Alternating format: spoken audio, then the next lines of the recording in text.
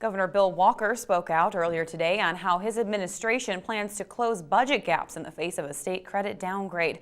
Mike Fussell has that story. The notice came early this morning. Standard & Poor's is knocking Alaska's credit rating down a notch. The group is citing the effect of lower than expected oil prices on the state budget. Governor Bill Walker says the change doesn't come as much of a surprise. If we borrowed $1 million today, we'd pay an additional $1,000 per year on that $1 million as a result of this bond rating adjustment. So it's not that it's a major a downgrade, but it shows a trend.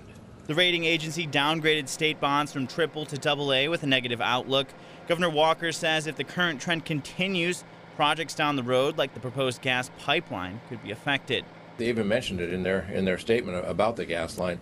That's out there a ways. That would have a fairly significant impact going if we continue to downgrade our rating and we end up going out to borrow money to do that. The governor then formally laid out restrictions on travel and hiring for state employees. Trip requests now must be approved by department commissioners or the governor's chief of staff, depending on the desired location. Outings deemed non-essential for professional development or trade conferences will also be on hold. Department of Administration Commissioner Sheldon Fisher says this is something many government employees are already doing. It's part of the way that we've achieved the savings that we've delivered to date. And again, this will be an incremental savings on top of it, and it'll also, as the governor said, provide consistency and a more defined process. A general restriction on hiring is also in effect. The rule does not curb jobs critical to public health and safety or paid by federal funds.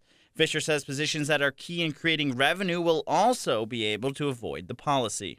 In natural resources or fish and game or even the Department of Motor Vehicles. And the point we're making there is we don't want to be penny wise and pound foolish so that we cut positions and actually reduce revenue where we could be collecting that revenue. Other groups tied to the state budget, like the University of Alaska and Alaska Energy Authority, are also being asked to impose hiring and travel restrictions. Reporting, I'm Mike Fussell.